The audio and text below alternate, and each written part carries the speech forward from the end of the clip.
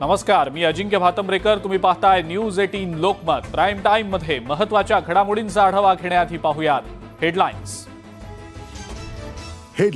प्रायोजक राजयोग पेंट्स, खुशियां आपकी, रंग हमारे.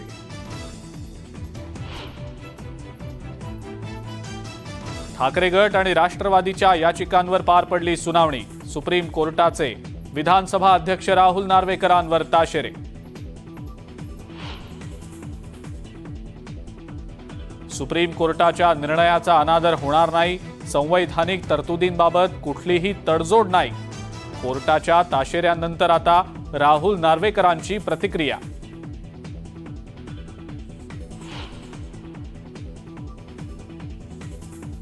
छगन भुजबळांना अज्ञातांकडून जीवे मारण्याची धमकी. राष्ट्रवादीकडून तक्रार देण्यासंदर्भात हालचाली.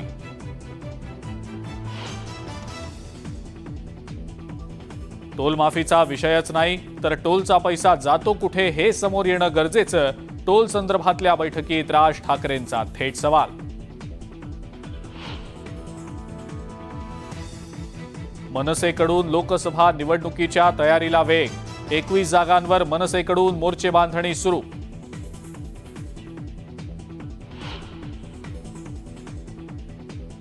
कारशेडच्या मुद्द्यावरून आदित्य ठाकरेंचे सरकारला सवाल. टीकेनंतर आता मंत्री दीपक केसरकरांचं जोरदार प्रत्युत्तर.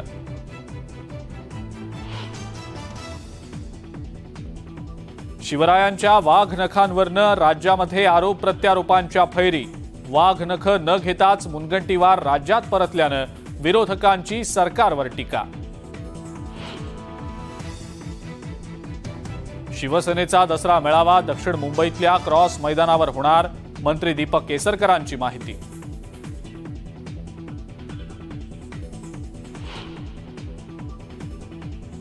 आणि पंतप्रधान नरेंद्र मोदी उद्या मुंबई दौऱ्यावर.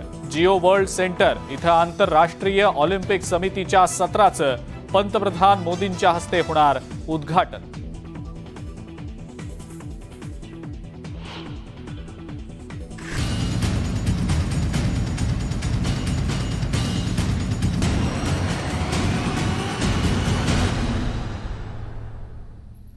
प्राईम टाइमच्या सुरुवातीला महत्त्वाची बातमी बघूया.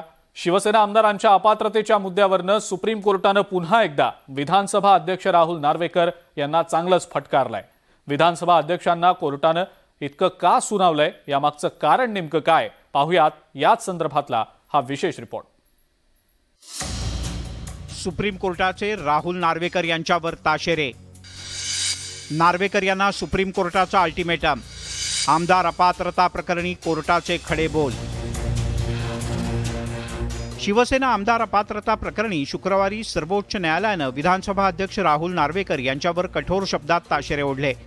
शिवसेना उद्धव बाळासाहेब ठाकरे पक्षानं सर्वोच्च न्यायालयात विधानसभा अध्यक्षांच्या विरोधात दाखल केलेल्या याचिकेवर सुनावणी दरम्यान सुप्रीम कोर्टानं संतप्त अशी प्रतिक्रिया दिली आहे.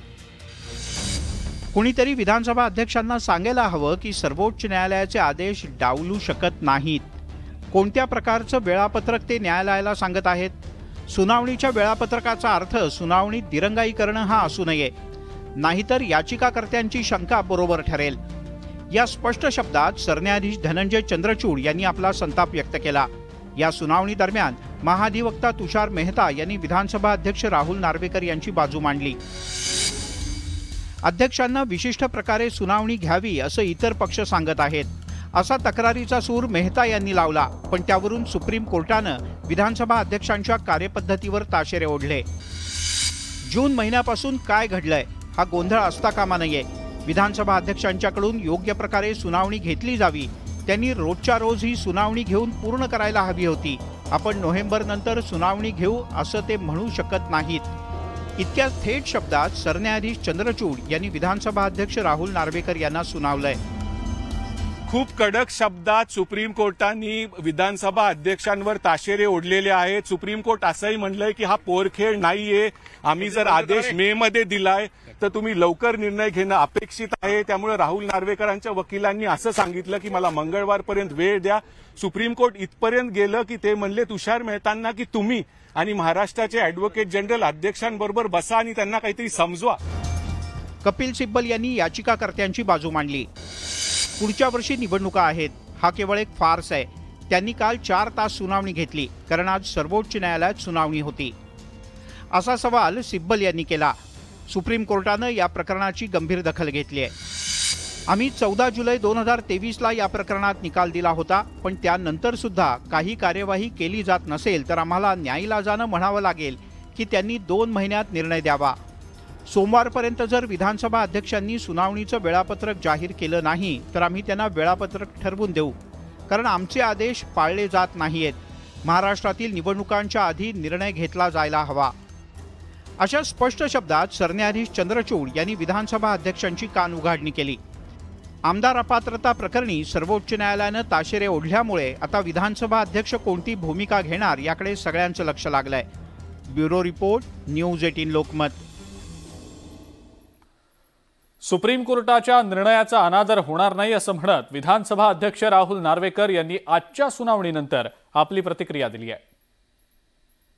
कोर्टाचा अनादर अथवा सर्वोच्च न्यायालयाने दिलेल्या आदेशाचा कुठच्याही प्रकारे अनादर केला जाणार नाही. माझ्याकडनं तर मुळीच केला जाणार नाही.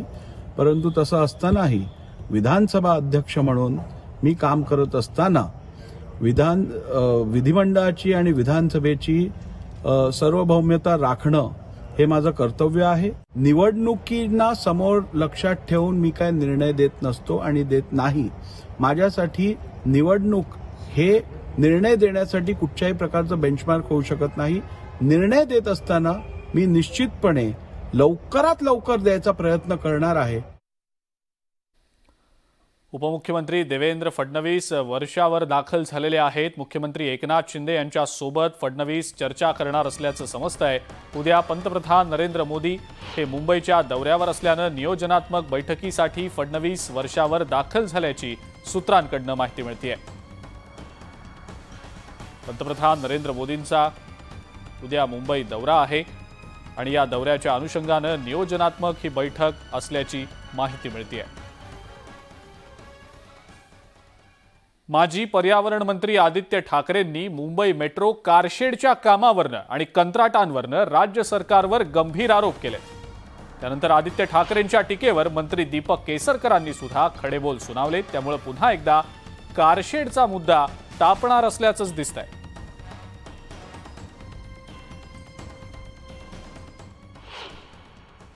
जे आम्ही पहिल्यापासून बोलत आलेलो तेच सत्य होतं आणि सत्याचा आज मोठा विजय झालेला आहे. मेट्रो लाईन 6चा कार डेपोचं काम कांजूरमार्गच्या ठिकाणी या वर्षापासून सुरू होतंय. त्याच विषयाला जर आपण पकडलं तर मला वाटतं परवाकडे ही ई टेंडर नोटीस सगळीकडे आली होती. कांजूरमार्गच्या जी जागा आहे जिथे आम्ही इंटिग्रेटेड कार डेपो करत होतो. तुम्ही काय करत होता ते MMRD सांगत होतं ना तुम्हाला आम्ही कोस्टल रोड बांधून देतो म्हणून. मग कॉर्पोरेशनचे पैसे त्याच्यावर का खर्च केले, त्याच्यामध्ये काय इंटरेस्ट होता, हे सगळं बघितलं पाहिजे. त्यावेळेला 17-18% SSR वाढवून दिलेला आहे. मग आम्ही काय त्याच्यावर तक्रार केली का? मनसे अध्यक्ष राज ठाकरेंनी टोलवरून आक्रमक भूमिका घेतलेली होती. तसंच त्यांनी सत्ताधाऱ्यांना टोलमुक्त महाराष्ट्र या त्यांच्या घोषणेची आठवण देखील करून दिली होती. गेल्या आठवड्यात ठाण्यातले मनसेचे नेते अविनाश जाधव यांनी टोल दरवाढीच्या विरोधात उपोषणही केलं होतं. त्यानंतर राज ठाकरेंनी सरकारला जाब विचारला होता. त्यामुळे पुन्हा एकदा टोलचा मुद्दा पेटण्याची चिन्ह निर्माण झालेली होती. पण आता हे प्रकरण टोल मार्गांवरच्या सुविधांवर येऊन पोहोचल्याचं दिसतंय. शिवसेना आणि भारतीय जनता पक्षांची ज्यावेळेला त्यांचा जाहीरनामा आला होता त्या जाहीरनाम्यामध्ये त्यांनी जाहीर केलं होतं की आम्ही टोलमुक्त महाराष्ट्र करू म्हणून. पुढे तुम्ही हे प्रश्न त्यांना कधी विचारले नाहीत की या टोलमुक्त महाराष्ट्राचं काय झालं? राज्याचा रेव्हेन्यू बरोबर आहे हा विषय नाहीये. राज्याला रेव्हेन्यू नाही मिळाला राज्य चालू शकत नाही. त्याच्यामुळे तुम्हाला फ्युएल सेस असेल किंवा इतर जे टॅक्सेस असतील हे लागतात. आपल्याला फक्त विषय असा आहे की हा टॅक्स जातो कुठे, ज्याच्या मोबदल्यात आपल्याला काय मिळतंय. जर सगळे टॅक्स भरून, टोल भरून, रोड टॅक्स भरून, फ्युएल सेस भरून पण आपल्याला चांगले रस्ते मिळत नसतील आणि नाक्यावरती जर समजा टोल नाक्यावरती दादागिरीची भाषा ऐकायला लागणार असेल सर्वसामान्यांना, तर हे पैसे भरून आम्हाला काय मिळतंय? आम्ही म्हणजे साधारणपणे स्वच्छतागृह पण जर समजा मिळत नसतील याच्यात, तर उपयोग काय या गोष्टींचा? याच्यासाठीचा मला असं वाटतं हा विषय होता. महायुती सरकारच्या शासन आपल्या दारी उपक्रमामुळे एका छताखाली नागरिकांना अनेक प्रकारचे लाभ घेता येतात, पण आता तेच शासन नेत्यांच्याही घरी जात असल्याचं दिसून येत आहे। कारण टोल प्रश्नी राज ठाकरेंनी सवाल उपस्थित केल्यानंतर राज्याचे सार्वजनिक बांधकाम मंत्री दादा भुसे आणि अधिकारी शुक्रवारी सकाळीच राज ठाकरेंच्या शिवतीर्थ निवासस्थानी पोहोचले।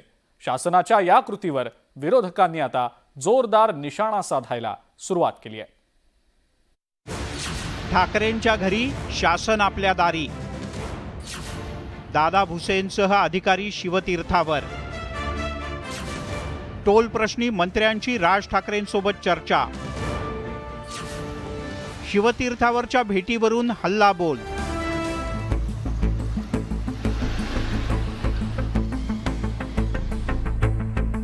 महाराष्ट्रातल्या टोलच्या संदर्भात राज ठाकरे यांच्या शिवतीर्थ निवासस्थानी बैठक पार पडली। या बैठकीला मंत्री दादा भुसे आणि इतर महत्त्वाचे अधिकारी उपस्थित होते। या बैठकीत राज्यातील टोल आणि वाहनधारकांना मिळणाऱ्या सुविधांवर विस्तृत चर्चा झाली। थेट मंत्री आणि अधिकारी बैठकीला घरी आल्यानं या संदर्भात राज ठाकरे यांना प्रश्न विचारण्यात आला। यावर त्यांनी शासन आपल्या दारीचा उल्लेख करत हशा पिकवला। शरद पवारांच्या घरी केंद्रीय सचिवांपासून अनेक मोठे अधिकारी गेल्याची घटना काही महिन्यांपूर्वी घडली होती, कारण प्रश्न तेवढा मोठा होता। आज तर राज्यात थेट तुम्ही कॅबिनेट दर्जाचे मंत्री असताना राज ठाकरे साहेबांना भेटायला आलेला की त्यांचा फक्त एक आमदार आहे, तुमची नेमकी भावना काय? मी देऊ उत्तर? मी देऊ? मला असं वाटतं सरकारचं एक लाईन आहे की शासन आपल्या दारी। जनतेच्या एखाद्या मुद्द्यावर शासकीय कार्यालयात बैठक न घेता सत्ताधारी किंवा प्रमुख विरोधकही नसलेल्या नेत्याच्या खासगी निवासस्थानी मंत्री आणि अधिकाऱ्यांची चर्चेसाठी बैठक घेणं ही कदाचित पहिलीच घटना असावी। त्यामुळेच आता विरोधकांनी यावरून टीकेची झोड उठवायला सुरुवात केली आहे। आता मला आज मी ऐकलंय की सत्ता केंद्र बदलते आहे का, मुख्यमंत्री राज ठाकरेंच्या घरी जात आहेत, तोही टोलचा विषय सोडवायला राज ठाकरेंच्या घरी बैठक आहे।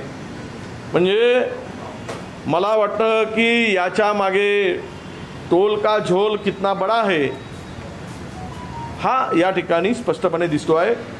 महाराष्ट्रातील सर्व टोल एका जिल्ह्यापुरती करता येणार नाही। महाराष्ट्रातील सर्व टोल नाक्यावर 4 व्हीलरचा आणि त्याच्या खाली ज्या छोट्या गाड्या आहेत त्यांचा टोल माफ करण्याचा निर्णय सरकारने घ्यावा। देवेंद्र फडणवीस आणि राज ठाकरे मधला एक करार आहे, म्हणजे तू मारल्यासारखा कर, मी लागल्यासारखं वागतो। हे जे स्क्रिप्ट लिहून दिले ना, ते कसं स्क्रिप्ट प्रमाणे वागायचं आणि चालायचं ते संपूर्ण हे दर्शवलं त्या लोकांनी। हे फक्त महाराष्ट्राचे लोकांना जे आहेत त्यांची फसवणूक चालली आहे। उद्धव बाळासाहेब ठाकरे गटानं आगामी निवडणुकांच्या तोंडावर असले प्रकार घडत असल्याचा आरोप केलाय। अनेक मंत्र्यांना नेत्यांच्या घरी राजकीय प्रश्न सोडवण्यासाठी जावं लागतंय। राज ठाकरेंच्या घरी टोलचा प्रश्न सोडवण्यासाठी मंत्र्यांना जावं लागतंय। आज देखील काही मंत्री राज ठाकरेंच्या घरी जात आहेत, निवडणूक आलेल्या आहेत। एकंदरीतच राज ठाकरे यांनी टोलच्या झोलचा आरोप करत सरकारच्या विरोधात भूमिका घेतल्यानं या प्रकरणी मनसे पुन्हा आक्रमक झाल्याचं पाहायला मिळत होतं। पण आधी मुख्यमंत्र्यांची चर्चा आणि त्यानंतर थेट मंत्री आणि अधिकाऱ्यांच्या रूपानं शासनच राज ठाकरे यांच्या दारी पोहोचलं।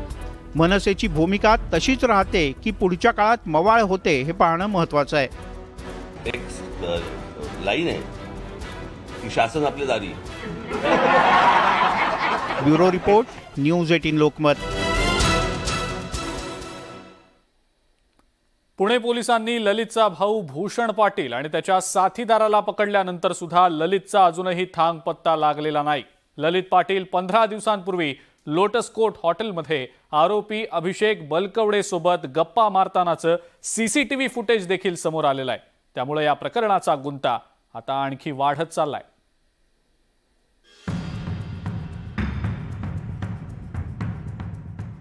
ड्रग्ज माफिया ललित पाटीलचं हे नवीन सीसीटीव्ही फुटेज।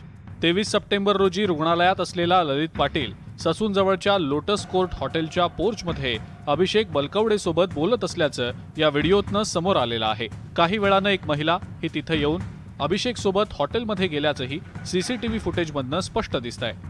रुग्णालयात राहण्यापासून ते फरार होण्यापर्यंतच्या अनेक सुरस कहाण्या सध्या समोर येत असल्यानं आता विरोधक देखील आक्रमक झाल्याचं दिसतंय। सुषमा अंधारे आणि रवींद्र धंगेकर यांनी शुक्रवारी एकत्रित पत्रकार परिषद घेत या प्रकरणामध्ये सहभागी डीन, आरोपी डॉक्टर आणि सरकारमधल्या मंत्र्यांच्या नेक्ससचा पर्दाफाश करण्याची मागणी केली आहे. यांच्यावर कारवाई न झाल्यास रस्त्यावर उतरण्याचा इशारा सुद्धा महाविकास आघाडीने दिला आहे. निश्चितपणे याच्यात अजून 1 ते 2 मंत्र्यांची नावे आहेत. यथावकाश तीही पुढे आणली जातील. यामध्ये आमदारांचं नाव आहे आणि यामध्ये काही संघटनात्मक राजकीय पक्षांच्या, सरकार पक्षातल्या संघटनात्मक पदाधिकाऱ्यांचा सुद्धा संबंध आहे. चौकशी केल्यानंतर दूध का दूध, पाणी का पाणी होणार आहे. आणि यात सत्य आहे की याच्यामध्ये सगळ्यांचे भ्रष्टाचारामध्ये हात बरबटले. 9 महिन्यामध्ये कुठले उपचार केले, काय केले, रजिस्टर काय आहे, कोण डॉक्टर बघतायत, कोण बघत नाहीत, याची कुठली माहिती आम्ही आमदार म्हणून बी आम्हाला दिली नाही, प्रशासनाला दिली नाही आणि कोणाला देत नाही. कारण हे लपून ठेवतात. त्याचाच अर्थ की हे गुन्हेगार आहेत आणि यांच्यावर कडक कारवाई करावी. या प्रकरणात आणखी एक सीसीटीव्ही फुटेज समोर आल्यानं पोलिसांची पुन्हा नाचक्की झाली आहे. येरवडा कारागृहातून ललित पाटीलला ससून रुग्णालयात आणेपर्यंत आणि तिथे त्याचा मुक्काम वाढवण्यासाठी काम करणारं ससून प्रशासन आणि ललितची बडदास्त ठेवणारे बंदोबस्तावरचे पोलीस या सगळ्यांच्या चौकशीमध्ये काय होतंय हे न सांगता आता पोलिसांनीही गप्प राहणंच पसंत केलंय. ज्याच्यामध्ये अगदी गुन्हेगार कारागृहात असताना, शिक्षा झालेली असताना रुग्णालयात राहतो, रुग्णालयातून हॉटेलांमध्ये जातो, त्याची मदत करतात ते रुग्णालय प्रशासनातले डॉक्टर आणि पोलीस. ललित पाटीलच्या या सगळ्या प्रकरणानं येरवडा कारागृह, ससून रुग्णालय प्रशासन आणि त्यासोबत पुणे पोलीस या सगळ्यांच्या आबरूची लक्तर वेशीवर टांगली आहे. ललित पाटील प्रकरणानं येरवडा कारागृह प्रशासन, ससून रुग्णालय प्रशासन आणि पुणे पोलीस या सगळ्यांचीच नाचक्की झाली आहे. हे थोडं की काय म्हणून ललित अजूनही पोलिसांना गुंगारा देतोय. व्हिडिओ जर्नलिस्ट गणेश कदमसह वैभव सोनवणे, न्यूज 18 लोकमत, पुणे. मंदाकिनी एकनाथ खडसे यांना विशेष पीएमएलए कोर्टानं आज मोठा दिलासा दिलाय. एकनाथ खडसे यांच्या पाठोपाठ त्यांच्या पत्नी मंदाकिनी खडसे यांना सुद्धा कोर्टानं नियमित जामीन मंजूर केलाय. एखाद्या गुन्ह्यात अटक न होता मंजूर अंतरिम जामीन हा नियमित मंजूर होणं हे दुर्मिळ उदाहरण मानलं जातं. पुण्यातल्या भोसरी भूखंड प्रकरणामध्ये मनी लॉन्डरिंग केल्याचा आरोप खडसेंवर ईडीनं केलेला आहे. प्रत्येकी 2 लाखांच्या जात मुचलक्यावर हा जामीन मंजूर करताना कोर्टानं तपास यंत्रणांचा दावा फेटाळत कडक ताशेरे ओढले. आमच्या विरोधकांनी खूप प्रयत्न केले की कोणत्या ना कोणत्या मार्गाने नाथाबोल अटक झाली पाहिजे, कुठून तरी नाथाबोल अडकवता आलं पाहिजे. एक षडयंत्राचा एक भाग होता. परंतु न्यायालयाने आज आम्हाला दोघांनाही जामीन देऊन या ठिकाणी न्याय दिलेला आहे. याचा मला आनंद आहे. खरं म्हणजे की जे न्यायालयावर भरपूर विश्वास होता आणि सत्य देतील, आमच्याकडे आमच्या बरोबरीला लागेल निकाल. छत्रपती संभाजीनगर महाराष्ट्रात की गुजरातमध्ये असा प्रश्न उपस्थित केला जातोय. कारण पालिकेच्या भोंगळ कारभारामुळे आता उलटसुलट चर्चा सुरू आहे. शहरातल्या नागरिकांनी कर भरल्यावर मिळणाऱ्या पावतीवर चक्क गुजरात छत्रपती संभाजीनगर असा उल्लेख करण्यात आलाय आणि त्यामुळे एक वेगळा संभ्रम या निमित्तानं निर्माण झालाय. न्यूज 18 लोकमतनं ही बातमी दाखवल्यानंतर महानगरपालिकेकडून पावतीमध्ये दुरुस्ती करण्यात आली आहे. तांत्रिक चुकीचं कारण देत ती पावती आम्ही दिलीच नव्हती असं खुलासा करताना म्हटलं गेलंय.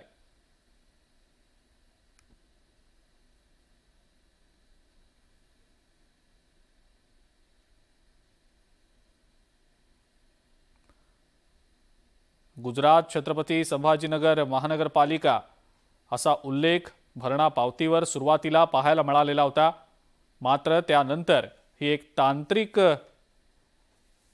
दुरुस्ती, तांत्रिक बिघाड असल्याचं म्हणत दुरुस्ती करण्यात आली आणि आता छत्रपती संभाजीनगर महानगरपालिका भरणा पावती अशी चूक दुरुस्त करण्यामध्ये आता पालिकेला यश आलेलं आहे. आणि यासोबतच प्राईम टाइम मध्ये आता आज वेळ झाली आहे इथंच थांबण्याची. ताज्या बातम्या आणि अपडेट्ससाठी बघत राहा फक्त न्यूज 18 लोकमत.